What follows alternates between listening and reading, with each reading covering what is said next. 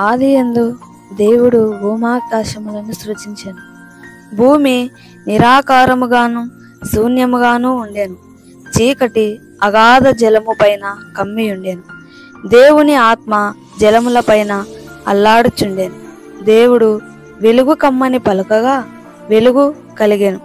వెలుగు మంచిదైనట్టు దేవుడు చూచెను. దేవుడు వెలుగును చీకటిని వేరుపరిచెను. దేవుడు వెలుగునకు పగులనియు చీకటికి రాత్రినియు పేరు పెట్టెను. అస్తమయమును ఉదయమును కలుగగా ఒక దినమాయెను. మరియు దేవుడు జలముల మధ్యనొక విశాలము కలిగి ఆ జలములను ఈ జలములను వేరుపరచును కాగని పలికెను. దేవుడు ఆ విశాలము చేసి విశాలము క్రింది జలములను విశాలము మీది జలములను వేరుపరపగా ఆ ప్రకారమాయెను. దేవుడు ఆ విశాలమునకు ఆకాశమని పేరు పెట్టెను. అస్తమయమును ఉదయమును కలుగగా రెండవ దినమాయెను. దేవుడు ఆకాశము క్రింద నిన్న జలము చోటనే కూర్చబడి ఆరిన నేల కనబడును కాగని పలుకగా ఆ ప్రకారమాయెను. దేవుడు ఆరిన నేలకు భూమి అని పేరు పెట్టెను. జలరాశికి ఆయన సముద్రములని పేరు పెట్టెను. అది మంచిదని దేవుడు చూచెను. దేవుడు గడ్డిని విత్తనములిచ్చు చెట్లను భూమి మీద తమ తమ జాతి ప్రకారము తమలో విత్తనములు గల ఫలమిచ్చు ఫలవృక్షములను భూమి మొలిపించు కాగని పలుకగా ఆ ప్రకారమాయెను.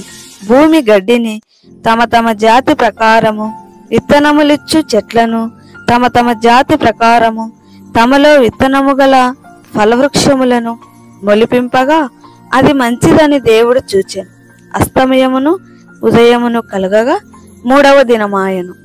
దేవుడు పగటిని రాత్రిని వేరుపరిచినట్లు ఆకాశ విశాలమందు జ్యోతులు కలుగును కాగనియు అవి సూచనలను కాలములను దిన సంవత్సరములను సూచించుటకై యుండు కాగనియు భూమి మీద వెలుగిచ్చుటకు అవి ఆకాశ విశాలమందు జ్యోతులై యుండు కాగనియు పలికెను. ఆ ప్రకారమాయెను. దేవుడు ఆ రెండు గొప్ప జ్యోతులను అనగా పగటిని ఏలుటకు పెద్ద జ్యోతిని రాత్రిని ఏలుటకు చిన్న జ్యోతిని నక్షత్రములను చేసెను. భూమి మీద వెలుగిచ్చుటకును పగటిని రాత్రిని ఏలుటకు వెలుగును చీకటిని వేరుపరచుటకును దేవుడు ఆకాశ విశాలమందు వాటినుంచెను.